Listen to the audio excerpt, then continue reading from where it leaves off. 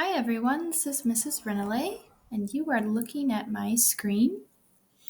Today I'm going to share with you the morning message for Thursday, April 9th. First thing I want you guys to know is that I miss all of you so much. I hope that you are enjoying some time at home and that you are able to do some learning at home with your family. Today is Thursday, April 9th. We're going to go over things you should complete. And then I have some extra things that would be fun for you to do at home. Let's start by looking at the reading lesson for Thursday, April 9th. This is what the reading lesson looks like. It is lesson 3. My advice is to scroll past all of the directions until you reach the text. Today you're going to be reading If Rocks Could Talk, Obsidian. Today you're going to read the text.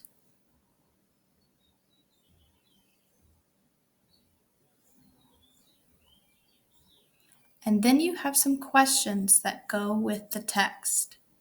If you're working on paper, you can write down here your answers. If you're working on Seesaw, you should be able to use the text tool to type your answers. The second task you have is a daily language review. Again, we have some homophones, text features, word sounds. Over here, we're looking at what is a suffix, and fact and opinion. So today you have two main tasks, a text to read with questions and a daily language review. That is your reading lesson for Thursday, April 9th. Next, let's talk about our math lesson. Here's what the math lesson looks like for Thursday, April 9th. Today you're going to be representing the concept of multiplication using arrays. Yesterday we did some jumps on a number line. Today is focused on arrays. Scroll down past all of the directions, or if you're working on paper, you can just turn to this page, which is our daily math practice.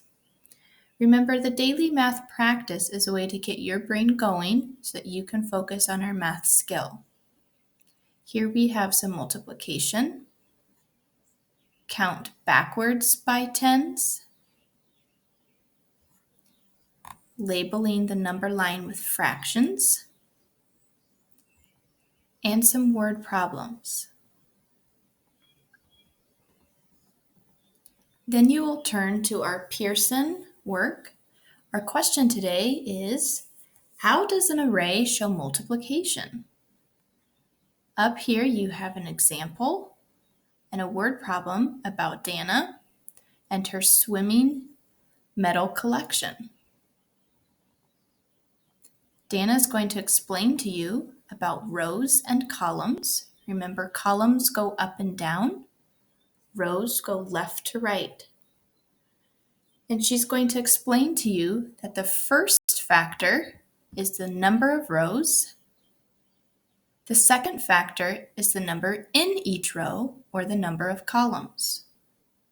So looking at the left picture, I see 4 rows, 5 in each. That means we can record it as multiplication as 4 times 5. Our product is 20 medals. Please show me what you know about arrays as you convince me. Complete, do you understand? Complete independent practice. And problem solving. If there is a problem you are not sure how to complete, put a question mark, and when you turn it in to me, I'll send it back to you with some advice on how to complete it. The last thing you will see in your math lesson for today is optional. That means you don't have to do it if you don't want to. This is a STEM design challenge about igloos. It reads, on a cold winter day in the dark early morning hours, a group of scientists set out for the Arctic Circle. They were well prepared for the trip with enough supplies and equipment to survive the frigid tundra for the next 10 days. But unbeknownst to them, a great blizzard was moving in and their leader would fall ill. As the wind gusted violently, the snow blinded them and formed great drifts that blocked their passage back to base camp. What had begun as an exciting adventure had now turned into a disastrous expedition. It is now up to you to help the group survive and return to safety once again. Are you up to the challenge? Challenge 1 says, construct an igloo. Here's a picture of an igloo. Down here in bold, it says design requirements. Completed igloos must have an opening for a door, and designs must not fall apart when you measure them. At the bottom of the page, it gives you some suggested materials. You could use things like marshmallows, toothpicks, tape, glue. I would suggest paper as well, because I bet all of us have some paper at home. If you're going to build an igloo, this page goes with it. It says describe the problem. What do you want to happen? The problem can be found up here in the text. What is the problem that you are trying to solve?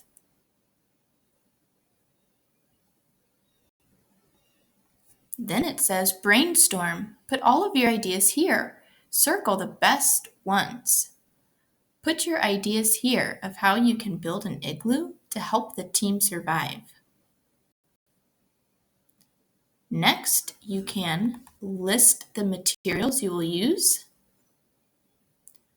draw and label what your design will look like, and write down the steps of your plan. Again, this STEM challenge is optional. You are required to complete the Pearson pages before it. Now I want to show you a few things that are suggested for today. The first one is a drawing lesson with Mr. Nelson. If you like drawing and you would like to learn more from Mr. Nelson, I have put a link in our Google Classroom. Remember to go to Google Classroom. You need to sign in. I've already signed in, so it shows my account. Click on the apps. Click on Classroom.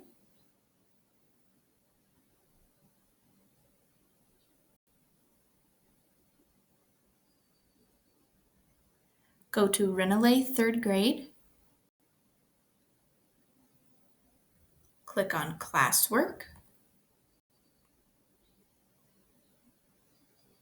All the way at the top, I have put the link for the drawing lesson with Mr. Nelson. If you click here, you will see a YouTube video where he's going to teach you how to draw. The second thing that you could do at home is Go Noodle. We use Go Noodle in our classroom, and Go Noodle has opened it up to families to use at home. Let me show you how to get that.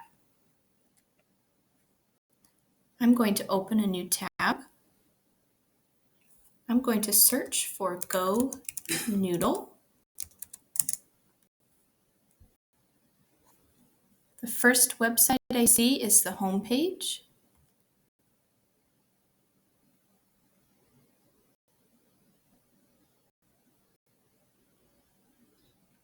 I'm going to go all the way to the right side where it says Get Started Now.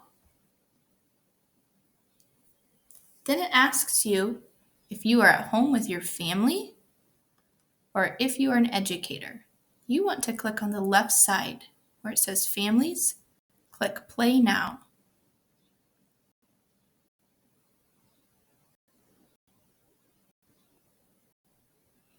Then you should see videos ready to go.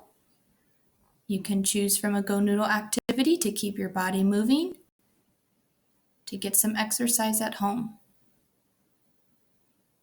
The last idea I have for you today is to read to somebody at home. Choose a book that you are reading.